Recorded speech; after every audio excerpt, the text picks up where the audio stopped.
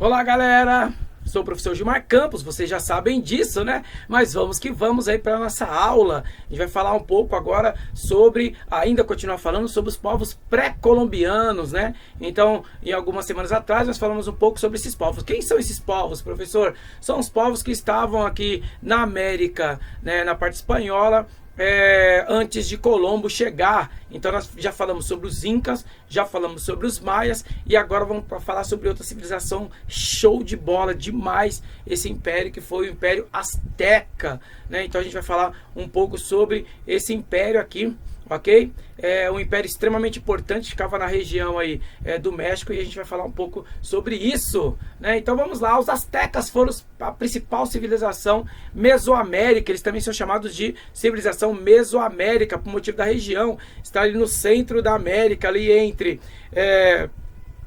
México, Guatemala, El Salvador, né? Eles construíram uma civilização riquíssima, né? A partir do século XIV, ficaram mais de um século aí em paz, quer dizer, em paz, dominando outros povos dessa região. Eles têm aí uma herança cultural dos toltecas, dos maias, dos polpecas também, que era um outro povo falado nessa região. Sua sociedade era totalmente hierarquizada, possuindo papel específico nessa região. Olha o domínio que eles tiveram. Ninguém sabe como os povos que estavam nessa região desapareceram, né? Mas eles acabaram então sumindo, os povos que estavam nessa região antes, como a gente já falou aqui um pouco sobre os maias, né? Acabaram desaparecendo. Alguns falam que desapareceram por motivo de seca, né? Ou por conflitos, por guerras. Mas então esse povo asteca acabou migrando para essa região, aí, saindo do sul para o centro da América, e acabou dominando e formando um novo império, um império poderoso, e é um dos mais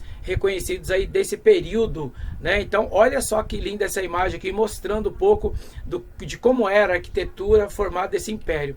A capital dos astecas então era chamada Tenochtitlan, né? Foi construída em uma ilha, ficava no lago Texcoco, né? Até hoje na região do México, antigo lago, né? Dessa região do Vale do México, mas ainda é muito famoso lá no México ainda, sobre esse lago.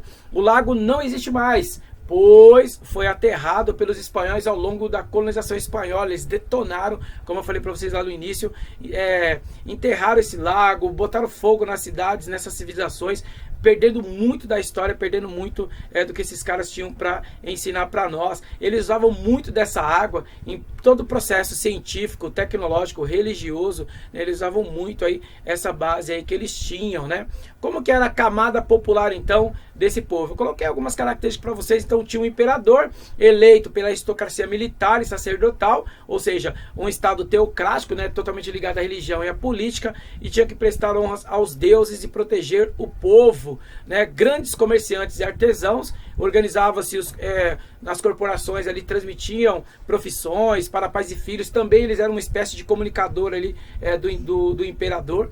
Os camponeses, que é aqueles que trabalhavam nas terras, nas aldeias, prestavam serviços aí, abriam canais de diques e vão criar irrigações de uma forma impressionante. A gente vai falar um pouco sobre isso. Os sacerdotes, que cuidavam dos cultos religiosos, cuidavam da educação dos jovens também. A gente vai ver um pouco mais isso à frente. Eles tinham uma forma de escola, e essa escola se dividia em duas partes, a gente vai ver já já. Os altos funcionários do Estado exerciam elevadas funções militares e civis, não pagavam impostos, recebiam parte dos tributos cobrados aí da população, né? Então era uma sociedade totalmente hierarquizada, e de qualquer forma eles dominavam outros povos, né? Escravizavam, como a gente já viu dos maias, incas. É a mesma ideia. O império é dessa forma que eles vão crescendo e desenvolvendo, vai dominando outros pequenos povos, acopla mulheres e crianças para o seu povo, escravizam os homens, uma espécie de servidão. Os homens aprendem a sua cultura e de repente já se esquece a origem que tinha e fica na origem ali. Os astecas vão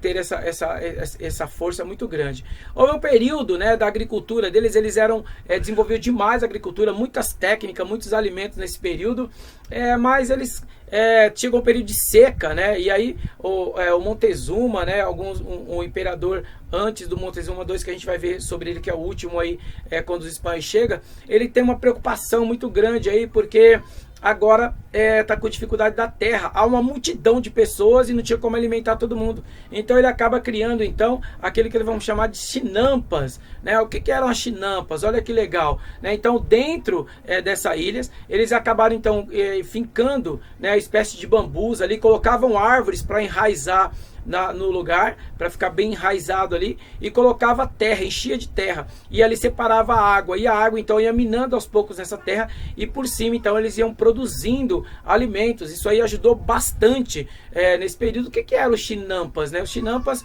eram jardins flutuantes, né, que eles chamavam assim de jardins flutuantes, então com muitos galhos, misturando com a terra. Então eles colocavam dentro dessa ilha onde foi constituído seu império, e eles conseguiram produzir muito com essa técnica, produzindo demais aí no solo, acabaram aproveitando essa forma de solo e ajudou muito a população nos momentos da crise aí do seu império, né? A guerra, como que era esse processo da guerra dos caras? Eles dominavam, eles eram um terror, um dos povos mais aterrorizantes do período. Eles se vestiam como animais, que geravam um medo maior ainda nas outras comunidades, as pequenas comunidades que eles iam dominar, e eles eram extremamente violentos, dominavam sem dó, matavam o que fosse necessário para dominar aquele povo, escravizavam os outros, formando então ali parte do seu povo. Acho que você já deve ter ouvido falar lá da cultura nórdica, principalmente da cultura chinesa, que os chineses tinham atrito com as regiões ali da Rússia. E aí os russos, né, a região ali, acabava os homens se vestindo com peles de animais para parecer maiores, que surgiu a lenda de dragões e etc, né? Então viam aquilo e ficavam com medo, eram homens gigantescos com as roupas de animais, então surgiu até os mitos como dragões aí. Aqui é muito parecido, então eles vestiam com as peles dos animais, caracterizavam, pintavam o rosto, colocava crânio na cabeça e dominava aí. A minha filha tá batendo na porta aqui, então eles acabavam dominando aí essa região, e foi dominando a região e acabou enriquecendo demais aí, fortalecendo um reino extremamente poderoso. Então eles eram muito bons em guerra, mas claro, né, professor, você já está pensando aí, né? Eu sei que vocês já estão pensando, mas os espanhóis chegaram e detonaram, claro, as armas e o domínio espanhol vai ser bem diferente do que eles tinham aqui, mas para a região eles eram guerreiros demais, violentos, e dominavam sem dó as populações em volta. Eles tinham uma forma de comércio bem interessante, né? Eles produziam comércio, faziam comércio entre eles e também iam comercializar com outros povos grandes que também tinham comércio. E olha que interessante, do comércio que eles iam fazer, eles acabavam também especulando, vendo as ações que as pessoas tinham, os outros povos tinham sobre o império deles. Então, quando esses comerciantes saíam para comercializar, fazer trocas com mercadoria com outros povos, eles voltavam também com muitas informações para o imperador. Olha que sacada dos caras. Então eles faziam essa troca de mercadoria, faziam compras em outras regiões, né, um comércio ali de trocas, mas também trazia muitas informações para o imperador para falar sobre domínio, se era uma região que deveria ser dominada, se havia algum perigo de invasões. Então o comércio ele vai ter esses dois lados importantes: a troca, o aprendizado, né, de comprar e trocar essas mercadorias, e ao mesmo tempo conseguir informações de outros reinos e também sobre invasões, né? Eles tinham um domínio muito grande.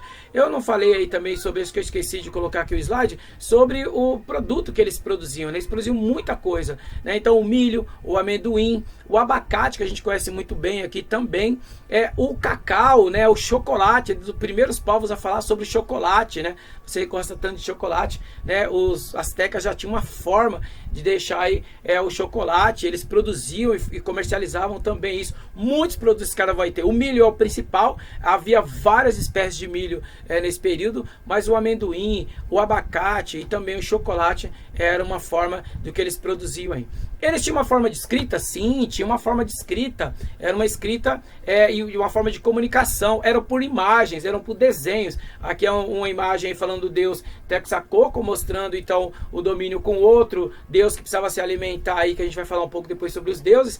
Então aqui vocês vão vendo as figuras. Então eles não tinham uma escrita em si como a gente imagina. Tem algumas anotações aí, mas não são anotações deles, é só uma imagem para poder, que fizeram anotação interpretações para mostrar o que estava dizendo, que no caso aí não é na nossa língua, claro. Mas eles tinham uma forma de hieroglifos, né? Eles mostravam ali, tentavam traduzir a partir de desenhos. Então era uma escrita impressionante aí também deles a partir de desenhos. Eles também, por toda a agricultura e ciência, usavam um calendário solar, né? Segundo os historiadores, eles colocavam um calendário solar gigantesco dentro da cidade, dentro do império, onde controlava. Eles tinham um domínio muito grande da matemática. Você pode ver que a gente usa muito o cálculo, tudo a partir do 10, né? Da 10ª casa. Eles tinham um cálculo em 20, né? Então eles sempre usavam o número 20 como uma força. Ah, Gilmar, será que eles contavam nos dedos, nos pés? Não sei, né? Mas eles tinham um domínio muito grande aí da matemática, usavam a matemática em tudo, na sua ciência, na sua agricultura, também no meio de contagem dos animais, tudo que produziam. E eles usavam mais a referência, né, a casa, então, do 20, né? Do número 20, desculpa.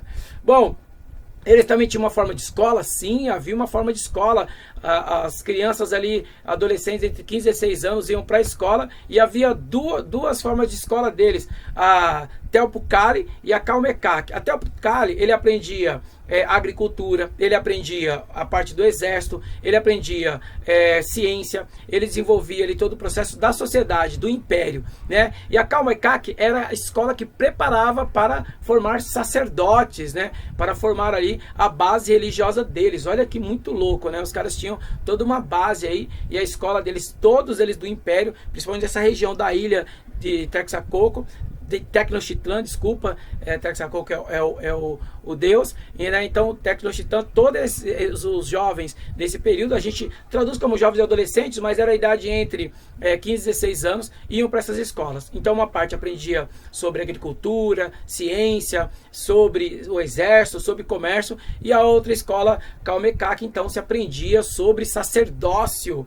né? Olha que interessante a organização desses caras. E aqui está um pouquinho dos deuses deles, né? Então ele tinha vários deuses, o principal era Texacote, né? Mas ele teve um atrito com alguns outros deuses, com outros Taxilipoca também, é difícil falar esses nomes. Então esses dois eles tinham muito atritos, porque um estava ligado ao povo e o outro queria muito sacrifício. Vocês podem ver que é muito bem falado aí sobre os sacrifícios que os astecas faziam, cortavam as cabeças, tiravam o coração das pessoas, fazendo sacrifício para os seus deuses, né? Houve um período que as plantações estavam secas, e aí os sacerdotes diziam, olha, está assim porque a terra dos deuses também está seca, e eles trouxeram isso para nós, e para melhorar precisa arrancar o coração. Então eles tinham brigas, então eles colocavam dois homens guerreiros, lutavam ali. O guerreiro que vencesse tinha que matar o outro, e o que vencesse era honra para ele, entrar na fila da pirâmide sacerdotal, e lá eles arrancavam o coração dele para dar para os deuses. Então,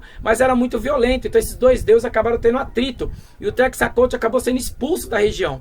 E aí existia uma lenda, existia uma profecia, melhor falar assim, que quando o Texacote ia voltar, seria então o período que tudo ia ser dizimado e que tudo ia mudar. Então eles esperavam um período de muita violência, o final para eles ia ser de muita violência, muita morte, muito derramar de sangue. Por isso que os historiadores falam que eles faziam muito sacrifício. Era uma forma de diminuir, eles tentavam mudar essa ideia que no final ia ter muito sangue, muitas mortes, muito assassinato. Então por isso que eles faziam muito sacrifício. E a volta do deus Texacote aí seria importante para eles, para amenizar, mas eles esperaram, e vocês vão ver aí já já. Então aqui está uma imagem sobre os sacrifícios que eles faziam, né, cortando a cabeça, jogava pela escada. Depois a gente vai falar sobre alguns filmes. Apocalipto é uma mistura dos incas e astecas, mostra um pouco sobre esse tipo também, porque os incas também tinham uma forma de sacrifício dessa forma. Então ali o coração subindo para os deuses, né? Então era muito forte aí, era uma forma que eles tinham de sacrifício para os seus deuses, né? E como foi o fim do Império, professor? Olha que interessante. O fim do Império aí então já era o imperador Montezuma II contra então um grande guerreiro aí, Hernán Cortés, né, colonizador espanhol, que vem então para dominar. E olha que interessante, falei para vocês sobre os deuses. Os astecas achavam que Hernán Cortés, ele era então o deus Texacote, ou seja, ele estava voltando e tudo ia ser diferente, mas ele não esperava que esse Cortés seria muito mais que isso. Ele vai derramar muito sangue, né? Eles vão de alguma forma dominar toda a região então do Império. o Montezuma vai ver que realmente ele não era o Deus, na verdade ele veio para matar todo mundo. E professor, como é que o Hernán Cortés conseguiu então vencer aí? Ele também se uniu com outros povos, olha a esperteza dos espanhóis, uniram com outros povos que tinham medo e que via aí um grande perigo de perder seu povo para o Império Azteca. Então, além dos espanhóis armados ali, né, com armas extremamente inovadoras, havia também uma porcentagem gigantesca de indígenas, né, de outros povos que ajudaram os espanhóis a derrubar. E aí dizimaram, tocaram fogo na cidade, como vocês viram, aos tempos foram aterrando a cidade deles, ou seja, o império acaba sendo desfeito. Até hoje é estudado, é um império ainda estudado aí, por muitos historiadores, ainda se busca muitas coisas sobre referência da ciência, da astronomia, né, e de toda a cultura que esses caras tinham, mas um povo dos europeus destruíram, dizimaram, sem efetivamente saber um pouco de tudo que eles poderiam ensinar e entender todo esse processo. Até hoje, né, o México, eles têm o povo mexicano tem uma força muito grande. Minha filha está chamando aqui na porta, gente, desculpa. Tem ainda essa força aí do poder, que foi esse Império Aztecas. Eles ainda fazem rituais, ainda buscam ainda sempre lembrar e marcar na história aí o povo azteca. Beleza? Fechamos então, ok? Depois nós vamos ter uma pequena atividade aí sobre isso para a gente poder fechar esse período então dos povos pré-colombianos, astecas, maias e incas. E a gente então fecha aqui o nosso tempo aí com esses três povos, beleza? Bons ventos, boa semana e vamos que vamos, gente. Até mais.